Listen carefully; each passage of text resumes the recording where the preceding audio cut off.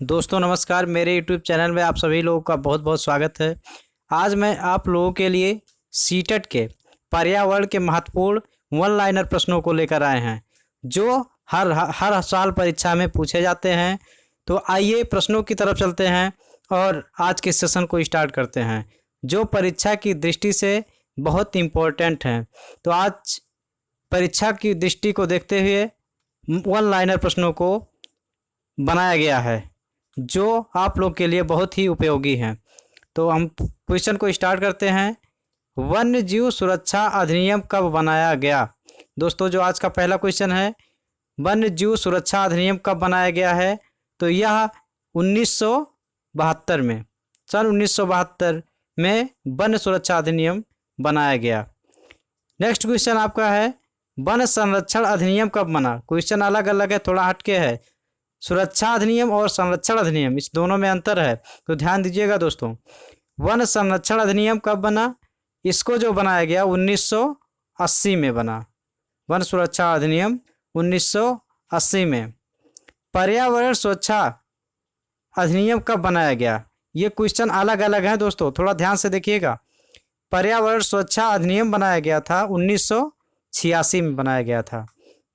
ऐसे बहुत important one liner क्वेश्चनों को लेकर आए हैं। आप लोग पूरा वीडियो जरूर देखिएगा, इससे आप लोग को बहुत ज़्यादा जानकारी होगी। जल संरक्षण एवं प्रदूषण नियंत्रण अधिनियम कब बना? जल संरक्षण और जल की बचाव के लिए और उसमें जो प्रदूषण होता है उसके लिए जो नियंत्रण का नियम बना है वह 1974 में बना था।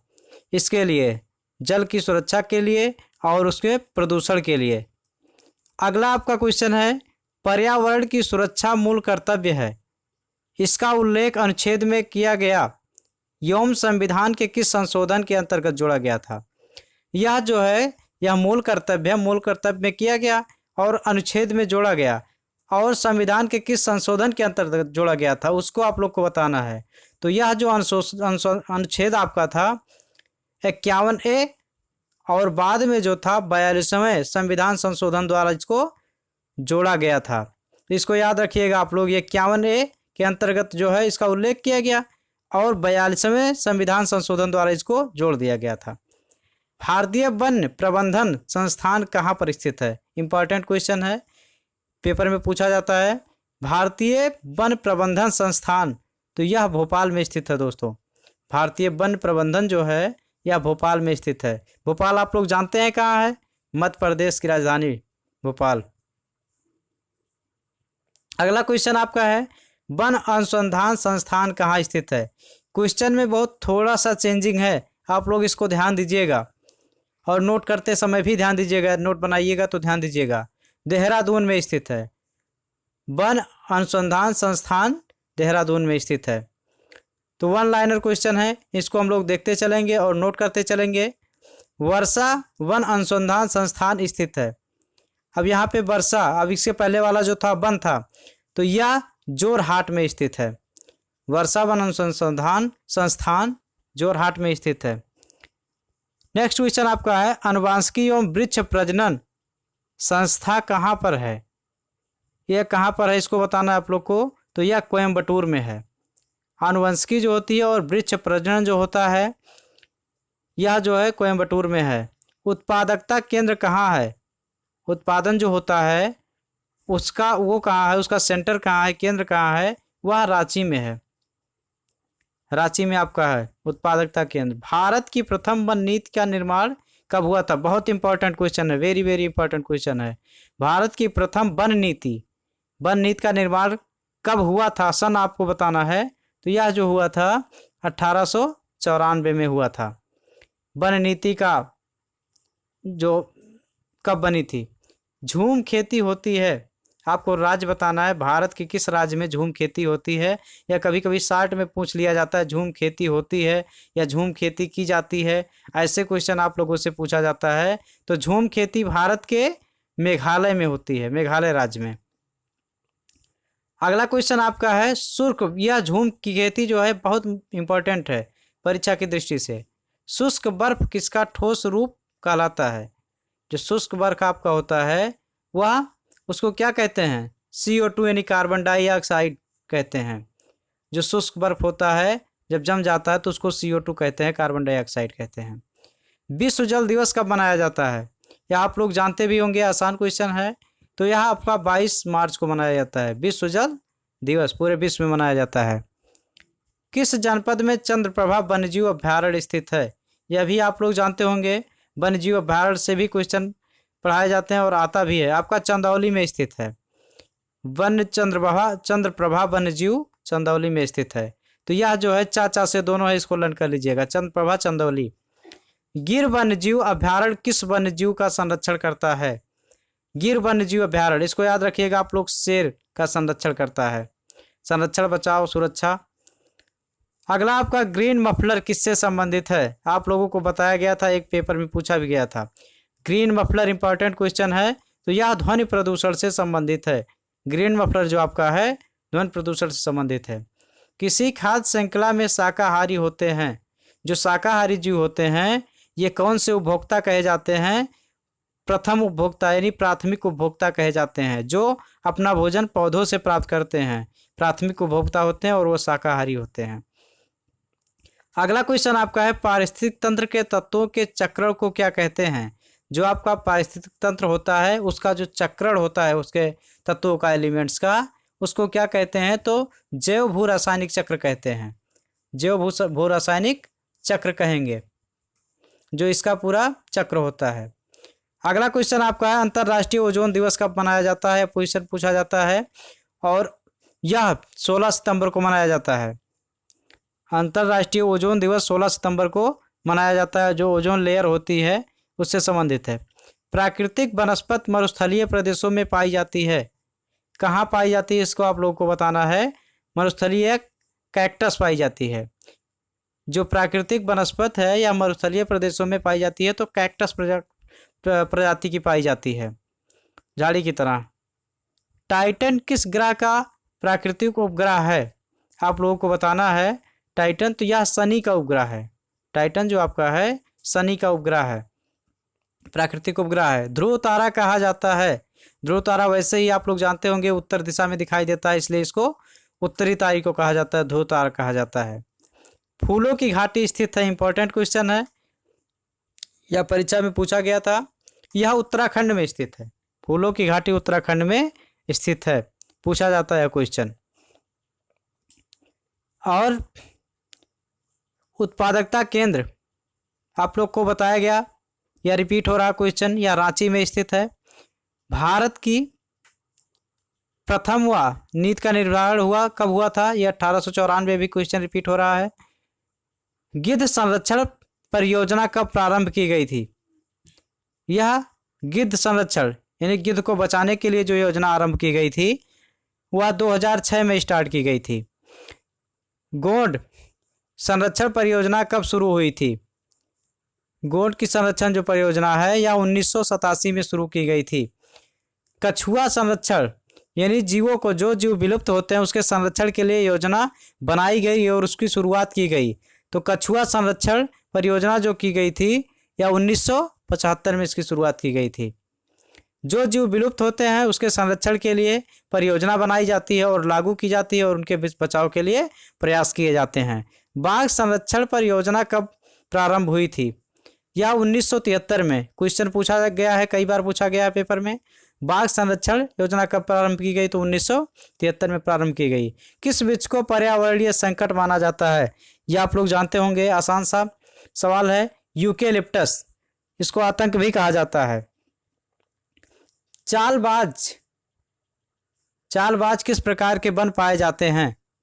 चालबाज जो वन हैं किस प्रकार के वन पाए जाते हैं? यहाँ पे विषवतीय वर्षा वन पाए जाते हैं चालबाज में। अगला आपका है, नेक्स्ट क्वेश्चन है, केंद्रीय मरुक्षेत्र अनुसंधान संस्थान कहाँ स्थित है? यह आपको बताना है। तो यह जोधपुर राजस्थान में स्थित है। केंद्रीय मरुक्षेत्र अनुसंधान संस्थान जोधपुर राजस्थान में स्थित है।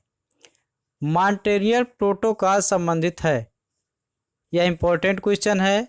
1987 में ओजोन परत के संरक्षण से संबंधित है। इसके लिए जो है ओजोन परत को बचाने के लिए मॉन्ट्रियल प्रोटोकॉल बनाया गया था। वियना समझौता हुआ था, कब हुआ था? 1985 में ओजोन परत से संबंधित वियना समझौता हुआ था। नेक्स्ट आपका है क्वेश्चन जो आपका है,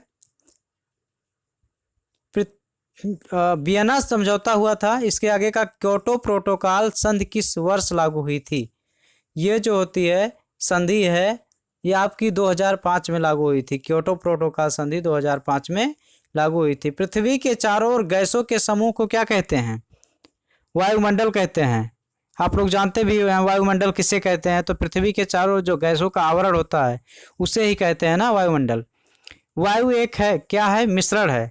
वायु एक गैसों का मिश्रण है जिसमें कई गैसें होती हैं। शुष्क हवा में नाइट्रोजन की मात्रा कितनी होती है? आपकी जो नाइट्रोजन की मात्रा होती है वो 78% यानी 78% होती है। वातावरण में सर्वाधिक प्रतिशत में उपस्थित होती है, क्या उपस्थित होती है? तो नाइट्रोजन गैस उपस्थित होती है। आप लोग को बताया गया नाइट्रोजन हमेशा शुष्क हवा में 78% पाई जाती है, तो हवा में इसकी मात्रा ज़्यादा होगी। यदि पृथ्वी पर पाई जाने वाली वनस्पति समाप्त हो जाए तो गैस की कमी हो जाएगी। किस गैस की?